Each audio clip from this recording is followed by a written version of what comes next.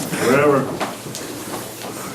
Roger, good to see you again. Yeah, good to see you. Well, Good it's to been a see you. while. Yeah, it's been a while. Terry, good to see you. Well, we come to you, talk about a few things. As you're well aware, the county commissioners are in charge of the operating costs for the courts. The staff fees are paid by the state, but everything else is paid by the county as far as those things go. And we are looking at some discussion here for replacement of some equipment that's necessary in our operations. And so what I have here is some information for you. The first and foremost is we record most all of our proceedings, and that's done for two reasons. One is it allows, if there's an appeal, it allows for us to have a record. The other reason is that it's some cases are mandated that it be recorded, and so we have to have that availability. We're running into some issues. Our equipment's about 10 years old. And it's a product that's it's used by 3 of the counties in our district. And it's kind of end of life sort of product, which means that I don't think the company's still in existence. It is not in It's not in business existence anymore. So we're looking at replacing that. So what we have here is some information on replacing components of our system. The first, very top, I'm gonna hit you with the large number first, is if we came in and replaced everything, microphones, speakers, the amplifiers, all the equipment, and modernized it, it would cost somewhere between $20,000 to $30,000. That's not a firm bid because the company that gave us that estimate needs to come out, they need to do some measurements, see what we have, see what it would take to run new wiring and those sorts of things. But that's about the approximation of that. So that would be something that we need to talk about planning for in the future. And if it's something you think, okay, as a commission, we need to probably look at that, then we'll have McClellan out of Wichita come out and do a firm quote. Offer a firm bid. Yeah, because right now, and the McClellan Sound has done some work in the 25th Judicial District, Finney County, Garden City area. They came and gave a bid to Thomas County on their new Justice Center. They offer the state contract rate, so they're on contract with the state to give a discount to municipalities. So that's kind of, and they're out of Wichita, which means if you need something, they're quote unquote local. Yeah. So that's the main cost, and that's something that we really would like you to start considering on as you're approaching budget. And we will put it as a suggestion in this year's budget.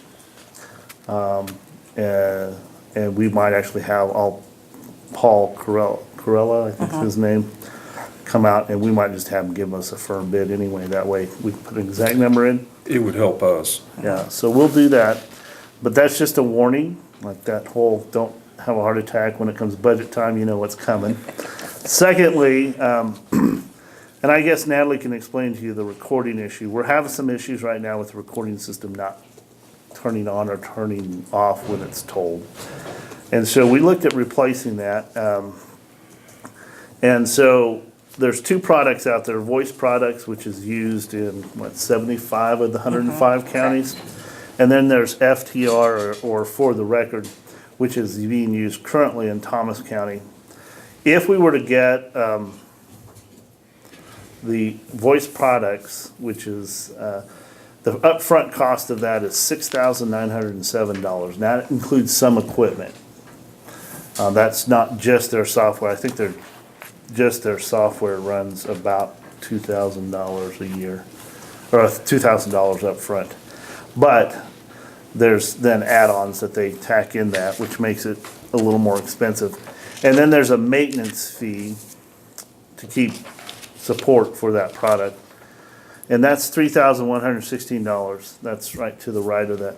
And that's if you pay it up front over 5 years. If you look on, you don't have page 2, but page 2 of my sheet shows, they actually, if you pay it by the year, it becomes more expensive. As a commissioners, you can't contract for more than a year because of the cash budgeting law. Right. And so, if you went with the maintenance contract, you'd have to pay it all up front. You have to pay, or pay it annually and then pay more over time, because they don't give you the discount for paying it up front. FTR right now, it's a flat rate. It's $605.95 per year. What's it costing you now? Nothing. Nothing. And there's no support for it. That's why we're at where we're at. Okay. Like anything now that's software based, you gotta have something or someone to come keep it up. If we went with just the recording software plus a computer, which is a total package thing, voice products number is 7,000. Oh, I didn't FTR for just the software for FTR plus the first year maintenance. It's $3,425.95. So considerable difference in that. You can then get a total package which has a computer and some other things, and so those costs are there as well. So it's $72.27 for voice products and FTR plus their computer that they would provide with that is $5,325.95. Any And then- preferences? No, because I've not seen either voice products or For the Record work. I was going to go to Logan County, they have voice products, and see how it works, and then I could stop in Thomas County too and has see For how the Record. For the Record works. Well, it'd be kind of nice to know how it's working out for somebody else. Yeah, I think Thomas County gets along fine. Yeah. So we use For the Record. That was our preference over voice products. They're both similar in use. I guess Judge Barron's has used both because he goes to Logan County and Thomas County, so. I do. When I get there, my point is I hit record and I hit stop. So I don't get it all set up. Okay. I've seen them both work. We've had some issues with the quality of recordings with the voice products. But there's a lot that goes into that. So I can't just say it's that software. I Well, mean, and then you have no, I mean, voice products may have the same kind of glitches or different or. right. Voice Products is out of Wichita. FTR, or For the Record, is a multinational corporation, and they have an office in Denver. So if you had maintenance concerns or needs, they could come from anywhere, but theoretically Denver would be your district or your area. I would assume. Yeah, they do a lot remote in anymore with Yeah, this stuff. yeah. We've not actually had any technicians have to come out. We did, we have an IT contract, which we're gonna get into that in a minute, with a company. And they have contacted them and they helped them get everything set up. So it wasn't a big issue. Voice Products actually has folks that will come out and work on it Right. from Wichita. So, and then the other thing is a new computer for about $2,500, and that's what I was pricing. The reason I'm pricing that is, right now the computer that the system is running on now is an XP old computer. It needs to be changed out regardless. I would be looking at asking that to be replaced completely because we're moving to what's called the eCourts project in the state of Kansas, and they are in the process of implementing, and Natalie's been helping out with the conversion on that in other areas of the state, but it's a statewide case management system. And that's gonna be rolled out in our district in about 2.5 years. Eventually, we're gonna need to have a computer in the courtroom that the clerk can access everything on. And so what we need to do is take the old computer that's in there out and put a new one in. So I'm thinking while we're at it, what we've done in Thomas County is we got a new computer. We put all our recording software on that computer, but it also doubles as a workstation for the clerk while they're in the courtroom. So they can access our case management system. court records, those sorts of things. So we're looking at that. So what we would really prefer, I think, as an approach would be not buy vendor-specific computer, but buy a computer. And that $2,500 would be the computer and getting 2 monitors, because it's more efficient to have 2 things running at one time. So we'll be looking at that. So when you look at the budget this year, we're gonna be giving you some big numbers. What's critical for us is the sound system and the recording. If we can't record, then that puts us in a bind. Judge Showalter, who's the district judge that covers here, does not have a court reporter. Teresa Clements is a transcriptionist, which means we have to record all his proceedings when he's here in court. So he does not have a court reporter, so it's an absolute must for us. So having said all that, those are numbers we're gonna be proposing.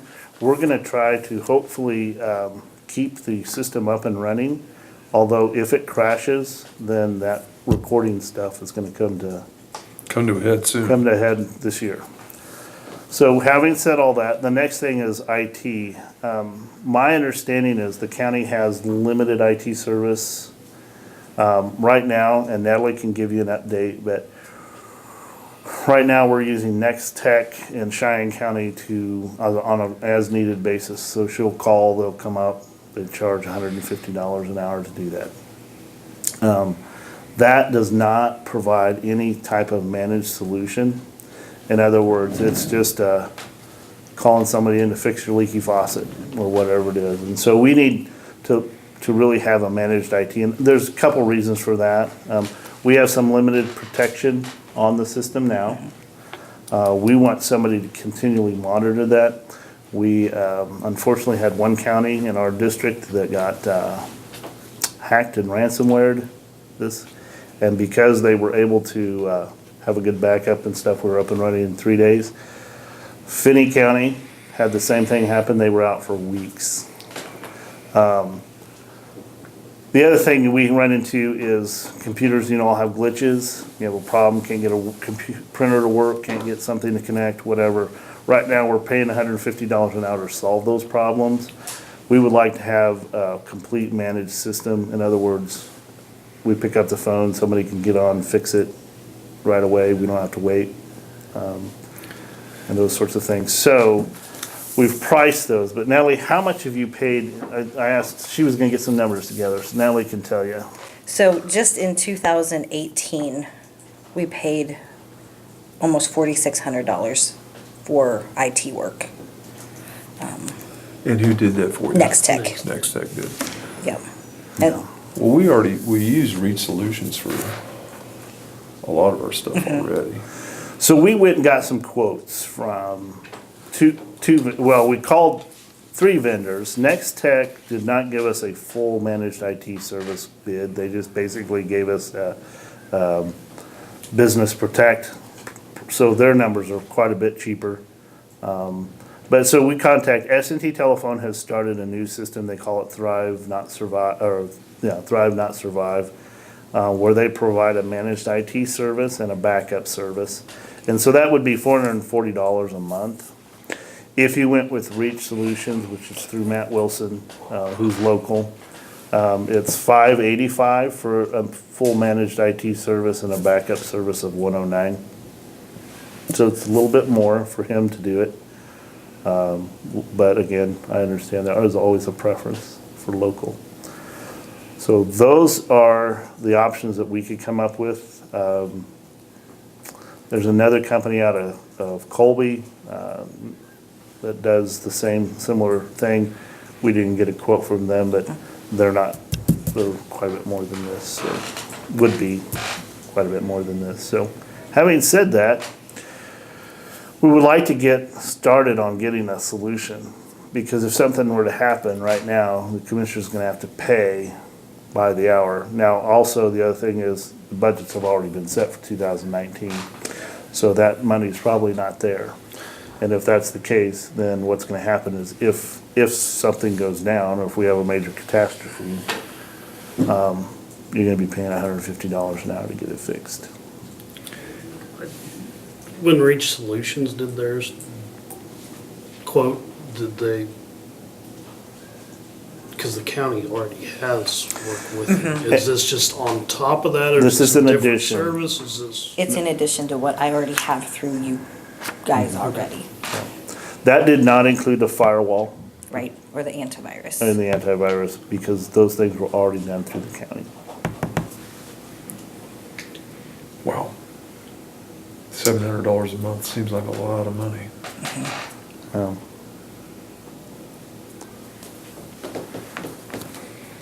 It does. So when you say you need a new computer of 2,500, if we next year would go with the total sound system, is the computer figured into that 20,000 or 30,000? It is not, that does not include So we wouldn't be wasting money on, Right. we're gonna need the computer on top of that anyway. correct. Okay. And you're talking about $8,300 a year. Just for your maintenance. $8,300 a year. That was probably the 694 times 12 Yes. for Reach. And last year you spent 4,800, 4,600 approximately. 4,600, so that was at a, That's just, that was 150 or just 180 a month. as. That was, As needed. yeah.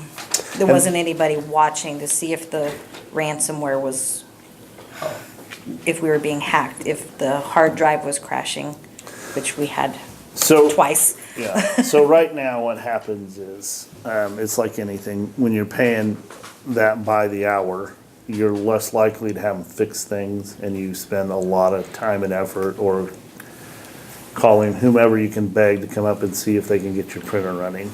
Well, And now that- we're talking about mileage and, So, yeah, and then Call on top of fees. that, it's mileage and, yeah. I don't know how it works now, but if a computer goes, if a printer isn't working, I think Natalie, you call I usually call Eric, Harper. and yes, and if he can't help me, if it's something more along with our full court program or something a little more than what he can do, then I have to call Next Tech. So, And she relies on the Office of the Judicial Administrations in Topeka. Sometimes if there's an issue, she'll call them and they sometimes can help. They are not designed to be our IT though. They're just basically there to help coordinate their software that they require us to have, so. Yeah, it's expensive. Unfortunately, we live in an age now where almost everything's computer-based. I think if your computers go down for a day, you're basically shut down.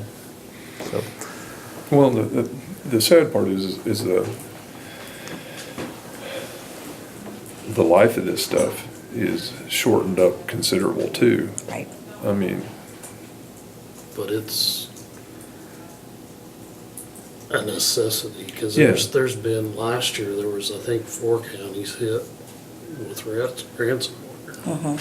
And some of them had backup, some of them didn't, and ones that had backup, they could go right back to work the next day. There was one, I think the one, it was quite a while before. and it depends on the extent of the infestation of the software. I think the one county is, every workstation had been infected as well as the server, so. And it wasn't just the court either, right? No, It was the whole county. county. We run dual systems. I mean, so the county has their own server and all their programs, so the treasurer's, clerk's office, whatever they have on their system, the court has a separate system. And so that's one of the costs, is you're not getting an overall package for both systems. well, you left us with a lot to think about. I have. I think the main thing is, just to give you an idea, that we are gonna be asking for these numbers. But if there's more information you want from us before the budgets come, I mean, so when we present the budget, you have it, let me know. We can contact McClellan Sound and just have them come out and do the measurements, and give us a firm quote. By the measurements, you figure how much square footage they have and as to what kind Yeah, of speakers they need? Right, where placement of speakers are, they'll do some checking on the acoustics. I don't know if you ever sat in our courtroom and listened, it's really hard to hear. because of just the way the acoustics are in the room, the high ceiling, the bare walls, just the hard surfaces, lots of reflection and echoing. And if you're sitting in the gallery, sometimes you can't even hear what's being said. So they would come out and fix that through sound, replacement of that. They also do what's called a mix minus system. That's not in that bid. It's something that can be done, which if you've ever been at a place where somebody's talking and there's lots of feedback because they're standing with a microphone under a speaker or something, they can work that out so it doesn't, you don't have those issues. The sound systems have come a long way in the last 25 years. So having said all that, the other thing is, this system would allow the judge to control a lot of that from the bench because we do not have staff usually. So when Judge Keller's in there, doing her business, she's generally by herself. So everything she has to do is right there at the bench. So she can't walk down and do stuff, or she can't adjust things. It really needs to be there. And this would give her that ability to control it right there from the bench. It's just one of those things, it's updating the system. Unfortunately, we're seeing it everywhere, so Yeah. it's just fact of life. So anything else we can do? Any questions, gentlemen? I'll just quickly, the handouts I gave you, you got them right there. So one is the VIQ Quartz, that's the voice products, system. It kind of gives you an idea of what it does, just to give you a sense. And then the FTR Gold is just the software for the record recording. And the FTR Touch is the one that's the recording software and the computer. So just to give you an idea of what we're looking at on those products.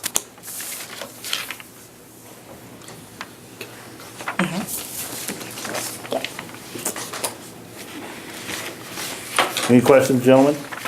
Can't think of any, I'm sure So there are you're all some. right now as far as, Well, we do have some glitches in the system, right? On the recording Explain to them system, what's going on. the foot pedal is being what's temperamental. I mean, we've been able to get it to work, but Have you, last time you mentioned this, there was some talk about there was a maintenance person out there that can work on this stuff? you wanted me to check with Sherman County's IT, and he said he is just not able to provide that support.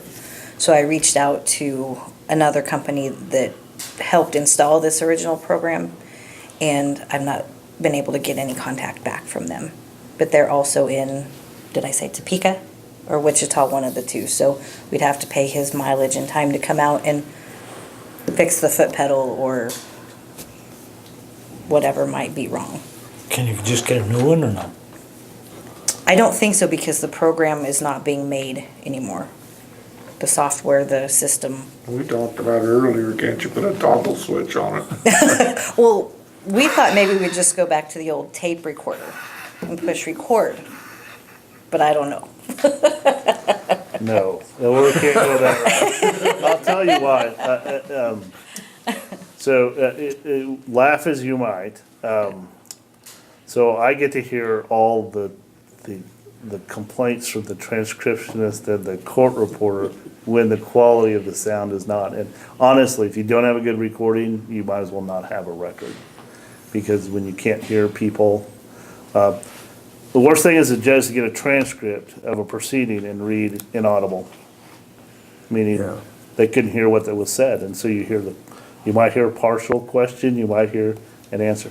Terry, have been in the court system and sat in court, knows it's important to get both the question and the answer, and without one or the other, you might as well not be there on the record, so.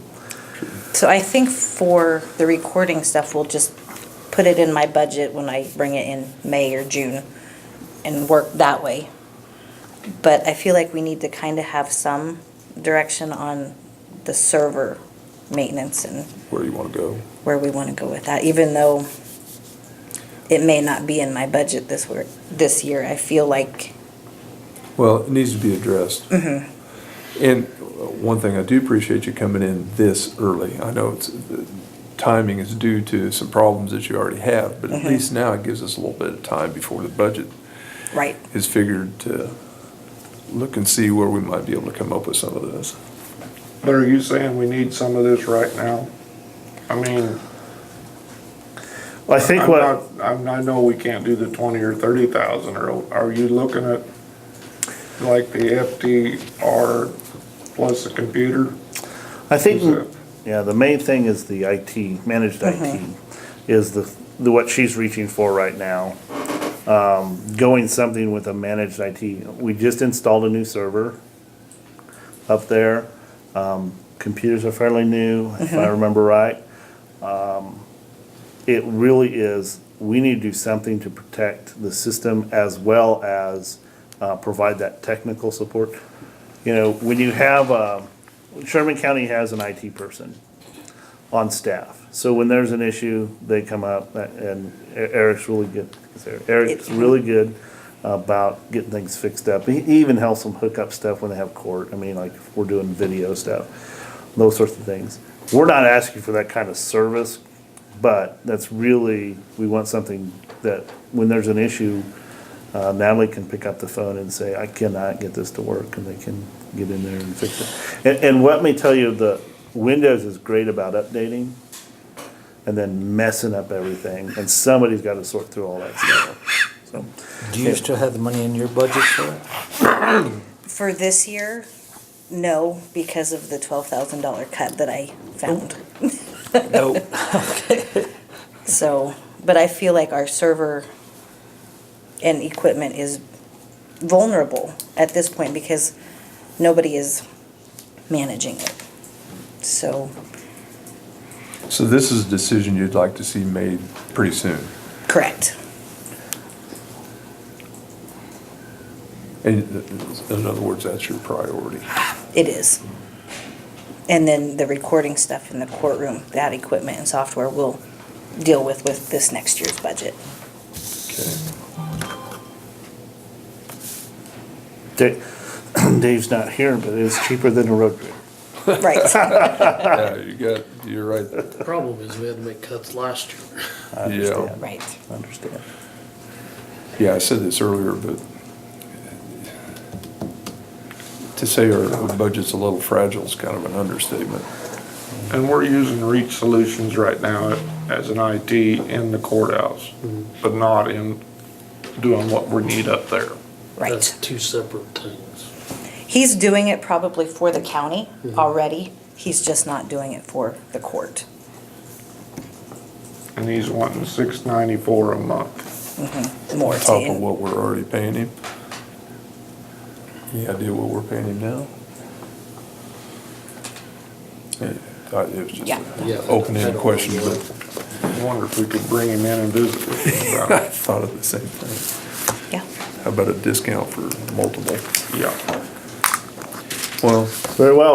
We just wanted to present you the information and then Natalie can keep in touch with you about, getting a managed IT solution started Okay. for our court.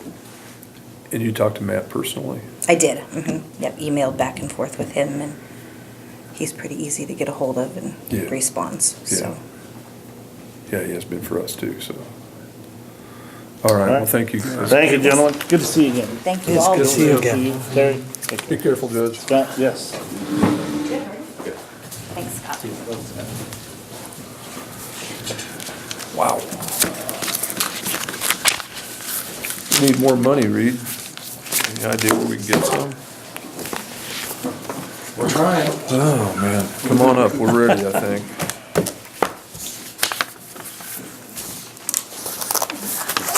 We've taken more transfers this year than we have in the past, Amen.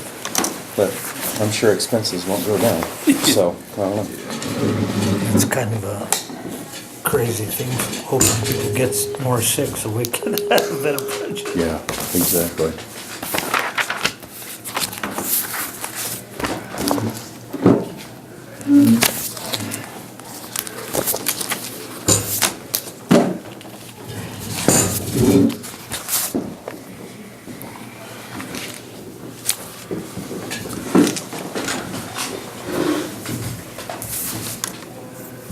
First of all, good morning. We'll just get going on old business. Update on the EMT class. They're winding down. I think they only have a few chapters left in their book, which is good. We've set up their skills testing will be June 15th in Bird City, and I'm going to talk about that a little bit under new business, but they have changed that to where we don't ship our kids to a testing site. We host a testing site. So I think that'll be good for them. It's a comfortable environment that they're used to with people they know. It helps the jitters a little bit, I think. The other thing in Zoll, monitor replacement, we talked about that last year at least. I'm still waiting for the result of the craft grant that would cover a little bit more than 50% of that. The other amount for that monitor is in the budget for this year. Usually we get our result in April, and I'm hopeful that since we didn't get it last year, we'll get it this year, but we'll just see. We have 3 monitors that need replaced by, don't quote me on this, either 2020 or 2021, because they're end-of-lifing them. Nursing orientation, we've oriented several nurses to be transfer nurses for us, where they can go on transfers in the back of the ambulance, and they qualify as meeting our minimum requirement there in the back, and we Quite a have few. used them. You have quite a few interested in that, We got 3. or, okay, Yeah, but it's like I've always said with EMS staffing, the right one makes a big difference. The wrong 20 don't. And so you just never know. But we have used them so far this year. I believe one's gone on a couple transfers for us, which is really encouraging. That same group is or was interested in at least helping us on the 911 side also. However, that orientation is going to be a lot more for them than just being a transfer nurse. So we're kind of waiting to pull the trigger on that when their schedules free up a little bit more and I get caught up a little bit more in the office. So that's all I have for old business. Under new business is that skills testing site. This is new to us as it's new to EMS in Kansas. I applied to the state. I got approval to have the testing site at the school in Bird City. The instructor, Steve Everett, worked with the school and they were fine with that. It does require us to pay 6 EMTs that haven't been associated with the class to serve as examiners, fake patients, and assistants. so you're gonna use what staff you have here and then maybe borrow if you. Right. Yeah. Way back when we started this, I put out an email and said, hey, who might be interested June 15th, blah, blah, blah. I know from the examiner standpoint, we're not gonna find that locally. It's gonna be hard to find that probably in our region too, just because it's new. Nobody really knows what they're doing yet. Patients and assistants though, I'm really hoping that we can fill some of those roles here locally.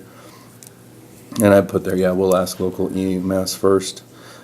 I estimated our cost to have the testing site to be $1,200. That's if we have to hire all 6 positions.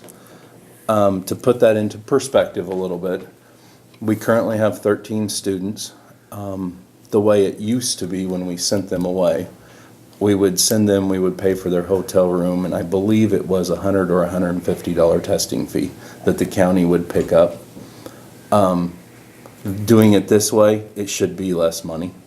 And we're having a testing site of our own, plus the opportunity of, this testing site, I believe, can hold 22 students test. I got a request from a student in Fort Riley that wants to test that day, so I accepted him. Told him I needed to talk to you to work out what we're gonna charge him. But I said, you're at least on our list. And I know that there's a class in Logan County, I believe, kind of graduating the same time frame as us that might be interested in coming here. Because to have a test site, you have to guarantee the state you're gonna have at least 10 students. So And we've got that covered. we have that, so yeah, as soon as we could request it. So that's really what I'm coming for is what do we want to test or set our testing fee at? What I've seen out there just on email when people announce, hey, we've got a testing site, somewhere around the $75 to $100 per student. Obviously, we would like to offset all of our costs, but this this expense is built into my budget because we thought it was gonna cost us a That lot much more send to them. send them. Right. So as far as budgeting, I have the money in the budget. I'm sure by the end of the budget, we'll spend it someplace else, but, What do you think the cost ought to be? you know, our first round, so we've got 13, so we've got another 11. If we'd set it at 75, I think that would be good enough because we're out here in the middle of nowhere. And if you I figure, would think, but the Fort Riley student kind of is interesting. It's like, why would you come all the way out here? So maybe that time of the year, there is a big need. I don't know. but you can adjust it later down the road if you see that. Well, yeah, We this need a is just for little more, this yeah, class. yeah. We'll see how we come out on it, and I think the 75 sounds. Yeah. And what you're saying, are you saying that we'll have a testing now and then eventually have another testing later on? no. We'll have this one because we have students. Okay. Hopefully, it's my goal to have a class every 2 years. Okay. We'll see if that comes to fruition or not. In 2 years, then yeah, we would apply for another one, because we have to guarantee 10 students. Oh, all right. Okay. So I could turn around and say, hey, we're gonna have a testing site, or ask for a testing site in August. Well, I have no students to fill my 10 requirement, they'd probably laugh at me. Say, where are you getting your requirement from? So no, it'll be basically whenever we have a class, if this process continues and they don't switch it back. So.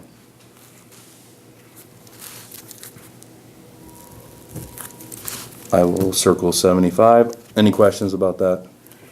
If anybody's interested, here's what we have to do to have a testing site. It's pretty boring, but it's more for me to learn what I have to do. What you have to do. Of course, it's state-driven, so you know, Yeah. it's more than one page long. Equipment repairs, we do have several items that are needing repair.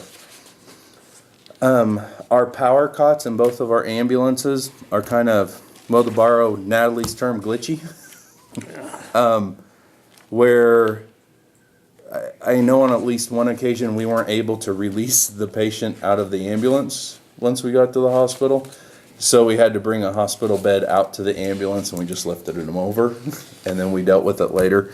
And we knew that system is gonna be in need of repair. So at the time that we bought this with the majority of grant funds, I believe, of course, we were offered a preventative maintenance yearly contract. And I do have a copy of that because I just asked them for it in here. They want $4,000 a year for preventative maintenance on 2 of these systems. Whether you use them or not. Right, yeah, they'll come out here once a year and they'll go through it and they'll replace worn parts. Anything that's broken, it's all inclusive, blah, blah, blah, but it costs $4,000 a year. So we didn't do that at the time we purchased these because we really thought there was a better way. The second page is what we have done before, and it's $1,300, and you use it's kind of as needed basis. They do still call it preventative maintenance. So since we have some issues right now, I would bring them out here.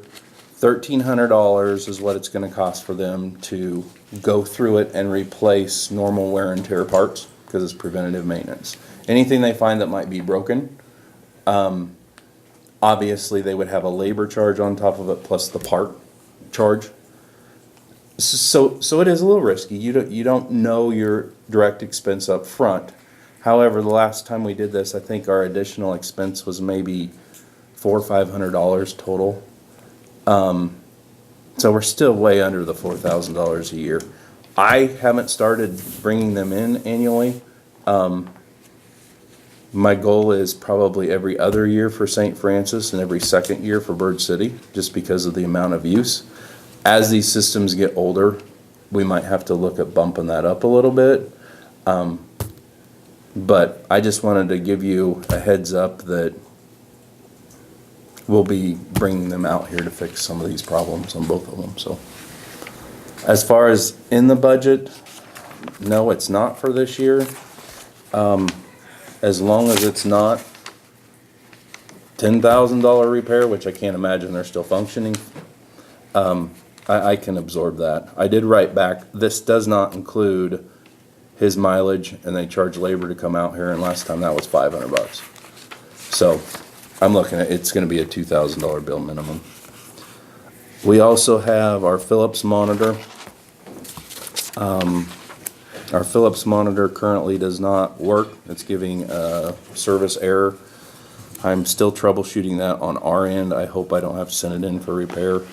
And that does what now? So that's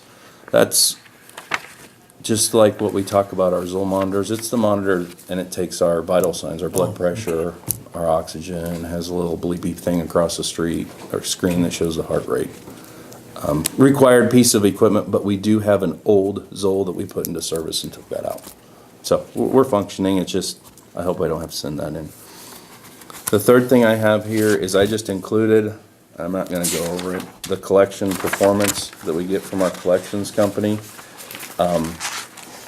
They use some terms that you might not be familiar with. I was not familiar with them. So on the back, this blue thing is definitions. So as you read through it and you scratch your head, most of them are covered in definitions. The gist of the story is we still have about $24,000 out there with them to be collected, and they just work on it as is.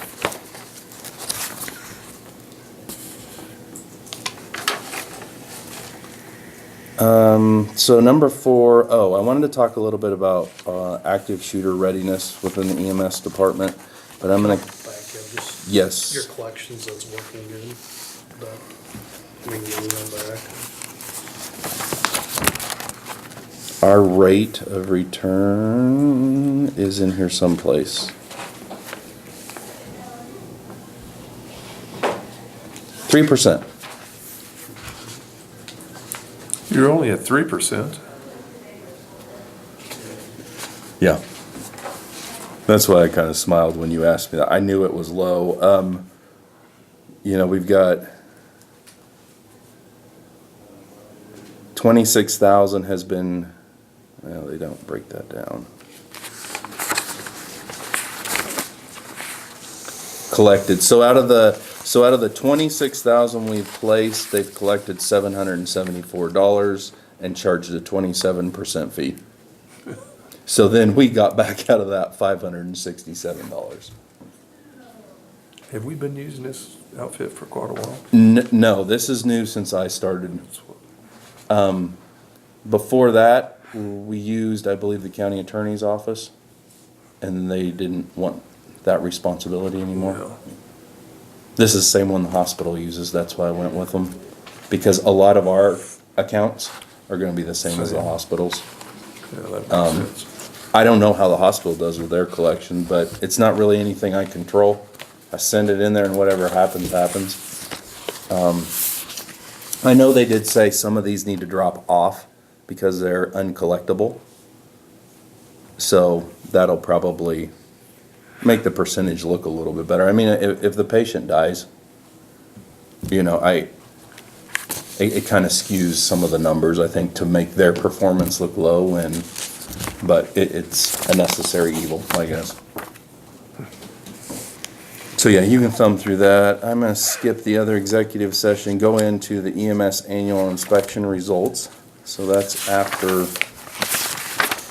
the collection stuff, so it starts with an email, it looks like this.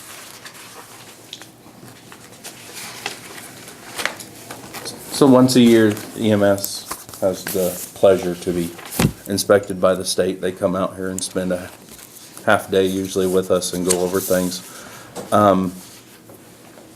They audit or inspect 3 different areas. One is an inspection on the ambulance and the service. One is an inspection on our continuing education program. And the other, whenever we have a class, which we have a class right now, they inspect that class. So he came out the night before. He actually attended half of a class. It was a really good class. We were fortunate that he showed up when he was. It was very engaging. He really liked the class. So real quickly, I'm going to go over results. We had deficiencies in all areas, those three different things. And there's only one issue that's really a big issue for us. So this first one, let me see here, conducting inspection of the ambulance.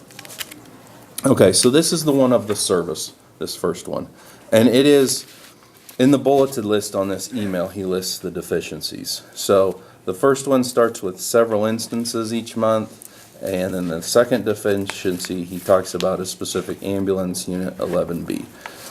So the biggest thing that came out of inspection was that first thing, that several instances each month, the call schedule was not covered by 2 providers. That where they referred to their investigator. So it passed up the chain. We do have holes in the schedule from time to time that are usually little increments. I have read the statutes or actually the regulation in the past that it says you have to report yourself to the board when you can't provide services for a period greater than 24 hours. I assume that was the case, and none of our holes have been greater than 24 hours. I've never reported holes. When he came out, he stated a different opinion. He says, well, that's a regulation. It's meant for if you only have one ambulance and your ambulance is down. However, this regulation doesn't say anything about an ambulance. He says in order to interpret regulation, you have to read the statute, and the statute says you must provide EMS services 24/7, 365. Well, okay, and since that's going through investigation, it's going to be picked apart. Well, one way or another, that we're gonna have a definitive answer of what. I sure hope. Yeah. I sure hope. What exactly they want. I know what they want, but is it backed up by regulation and statute? Right. Did I misread it? I read it again. I don't think so, but those are fun to read also.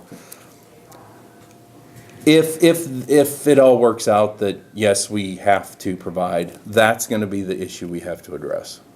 And we're going to have to address it with you and us and everything in between. How are we going to get this thing staffed?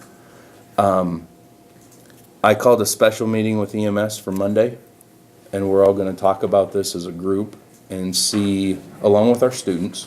Now, we don't know if our students are all going to pass, but I think it's important that we kind of have an idea of what their commitment might be after they pass, if they pass. I think that needs to go into the discussion. I agree. For us to be thinking about anything, and off the top of my head, options are volunteer step up. We have to cover it 24/7, 365. There can't be holes. It's kind of like today, had somebody on the schedule call in sick. I've got a 3-hour block from 4 to 7 that I need to cover. Yeah, I'd like to know how. If I was running like a full-time service, like we did over in Atwood, that would really concern me if I had a hole, because I had nobody else. Here, I know I've got this person, this person, this person, this calving right now. Well, they're always going to be listening to their radios, and if they're not out at the farm stuck calving during that 3-hour break, and this is what I told the state, we have volunteers that come out of the woodwork. They can't be on the call schedule because of that one calf. But our risk in that 3-hour period, to me, and it's how I sleep, is we've always answered the call. The state doesn't care about Yeah. that. So, You gotta remember, most of these regulations are aimed at bigger departments and more populated areas. oh, We just get Definitely. stuck. yeah. So that is going to be a big issue going forward. I'm just giving you a heads up. So we can ask our volunteers to step up. We can go to a hybrid full-time volunteer service. It would be kind of nice. I'd like to hear the results of your meeting to see how many are actually dedicated to say, yeah, I want to do this You want to come to it? this amount of time. When is it? Monday at 7 in the evening? I could sure try. Because I think it'll be a good discussion. I mean, I've prefaced this meeting with online survey I sent out to all of them to just, in the interest of keeping the meeting efficient, like to get some of their thoughts on what we should do. And so I'll be presenting that and we'll just be discussing. You be at Bird City St. Francis. here? Yeah. Okay. Like I said, and I told them, you know, with a volunteer department, I can't have a mandatory meeting, but this is as mandatory as they get. So hopefully I'll get most of them. And it's just gonna be an open discussion and some ideas, you know, basically to come up, what do you guys want to see as a service? And then match it with what can we do as a county, what do you guys want, blah, blah, blah. Since it is something that I know, we've talked about it for years, we've came up with plans, we haven't done any changing, and I really feel like the state's gonna want, this is our improvement plan, and this is when it needs to go into effect. Yeah. So, the other thing we were deficient on was our backup ambulance in 11B. When he did the inspection and I turned on the emergency lights, one of the red lights, the twirly ones, didn't twirl. He wrote us up for that. The next day we had class over there, I went up and I hit it, and it started twirling, so, you know, one of those things that, I guess happens. You try to inspect them before. So, that's the email that goes with, here's the form that he fills out while he's here. Most of these will have a regulation or a statute that they cover. Red obviously is not good, green is good, and blue is not applicable. So you can read through all that on your own. The next email, this is the initial course audit. So this would be the audit of the course that Steve Everett's teaching. The deficiency there was on his attendance roster that they sign when they come and they sign when they leave. He didn't have the address of the Bird City Emergency Building. Yeah. So, that was the only deficiency with the initial class. And the third email is, our continuing education course file. They go over that thing. There was 2 deficiencies there. One was they had changed a regulation March 1st that said no longer can you count 50 minutes of instruction equal to 1 hour. It has to be 60 minutes, which I didn't even know that was out there. So I've corrected that, sent that into them, and now says 60 minutes equals 60 minutes. The other one is it said the rosters do not contain the printed name and signature of the program manager, which is me. Correct past rosters and continuing using rosters with the printed name. So I guess I have to sign off on all these rosters. So I'll go do that. Again, you know, our goal is to have a perfect inspection. We had one last year, but I don't lose much sleep over these. Not over those matters anyway. Okay, that's number 7, grant opportunities. Oh, I was wondering, with these 3 monitors, what would you guys think of me applying for grants to help offset some of this cost? You know, we've got one fund local to St. Francis, one fund local to Bird City. We've got a fund for Cheyenne County, and then we've got Hanson, I believe. It's all the ones. Some of those are due, they open up only once a year and are due by the end of March. And I think those are gonna be too small anyway. I don't think we're gonna be able to apply for those. But, you know, at least Hanson and Century 2, I think we should at least apply for. Yeah, I do too. You're not out anything. No, And you know, I won't be applying for 3 because I don't know the results of the craft grant. But I sure could apply for 2. I see why not. I mean, Makes sense. I know I gotta ask you guys before I apply for any grants, but, and we've got grants from both those before. Anything to help offset some of our And- expenses is a welcome. You know, with the $20,000-$30,000 recording system up there, I'd write a Hanson grant for that. Because don't quote me on this out there, but I had read something in the newspaper, I believe, that the nursing home applied for, I think it was a Hanson grant to replace their call system, and was rewarded that. To me, that kind of, I don't know. Sam did, yeah. It's all within the So- realm of possibilities, so. So, yeah, with your permission, I will apply for 2 monitors through those 2 avenues, and I'll probably work on them, how to split all that up, because I know it looks better if you can have multiple funding sources. Right. So, anyway, What do you do with the old monitors? Trade them? we trade them in back to the company, and they give us about $1,200 a monitor. And a new monitor's $35,000. But these are, again, don't quote me on this, 10, 15-year-old monitors too, so. That's a better result than I would anticipate it to be. So, Okay. the last thing on the list without executive session was, Leslie kind of knows about this one, because I solicited her help yesterday. Personal vehicle liability insurance for volunteer fire EMS people.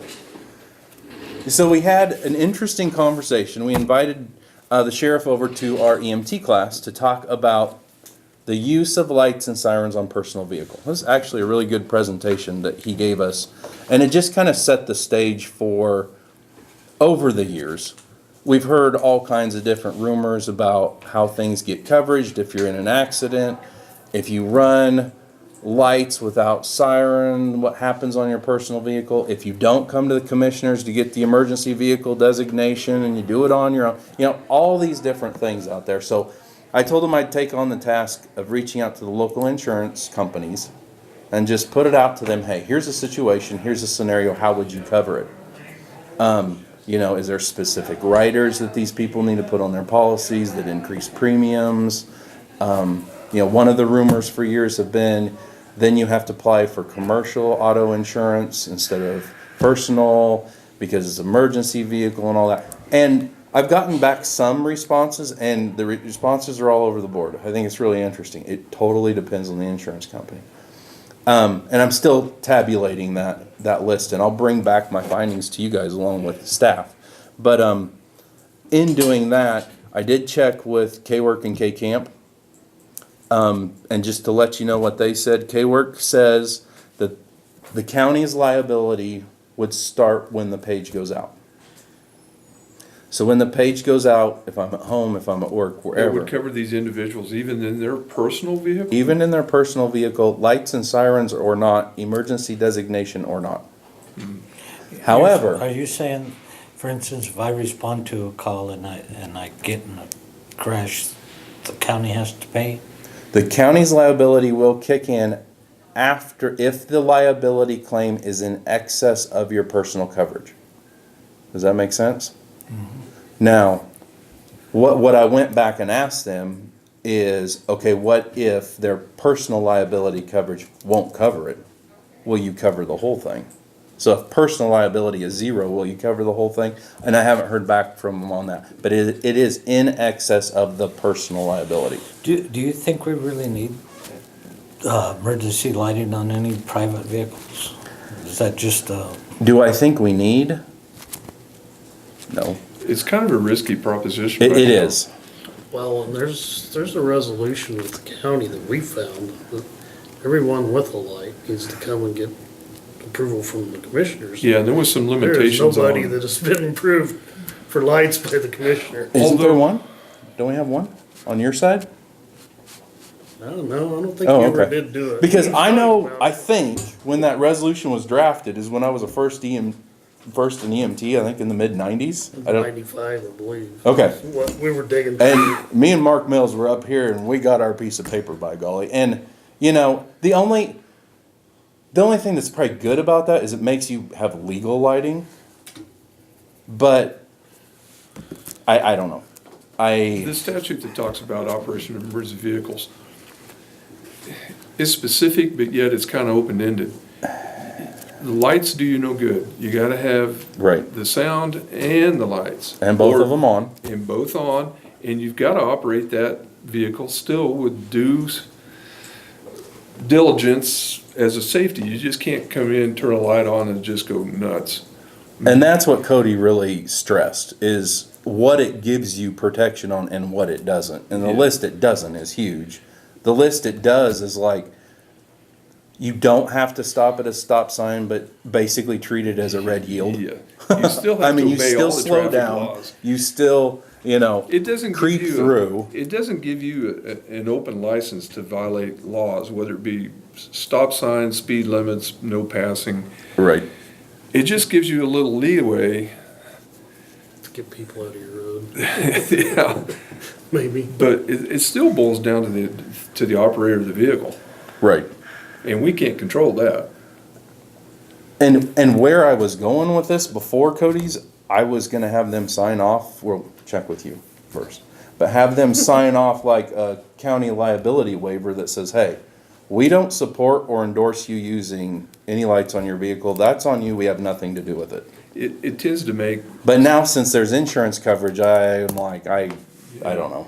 It tends to make volunteers, especially those that don't answer a lot of calls, a little more aggressive, a little more, they take a few more risks. Lead-footed, little less braking. Yeah, they take a few It bigger does. risks than normal people do, which really stretches their liability a lot, because I've seen this I happen know. a lot.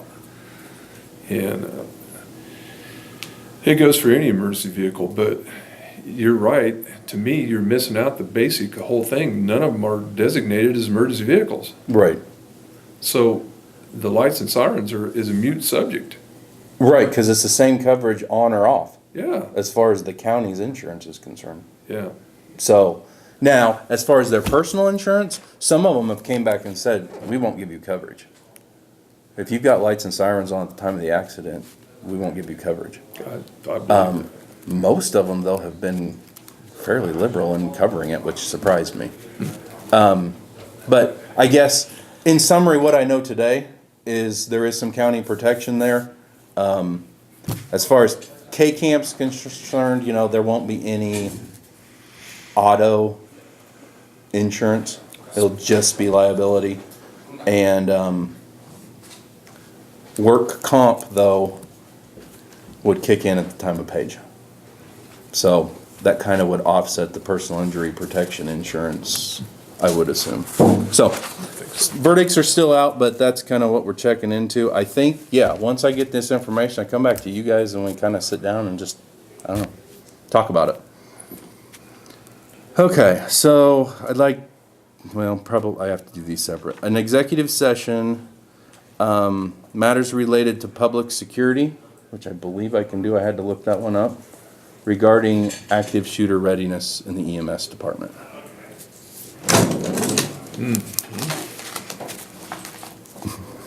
Does anybody have something to, because I was like, what can we call to protect the public? You know what I mean? Here's what you can and can't do. Personal matters of non-elected employees. Consultation with board's attorney. Employer and employee negotiations. Confidential data relating to financial affairs or trade secrets. Preliminary discussions related to acquisition of real property and security. That's So where that you're talking security came about from. security. Yeah, I think we can do that. Okay, and for, let's see, where we at? Oh, I'm past my time. Let's go for 5 minutes. Okay, 5 minutes of executive session for security. So moved. Second. All those in favor? Grab you a cup of coffee. That's not a bad idea.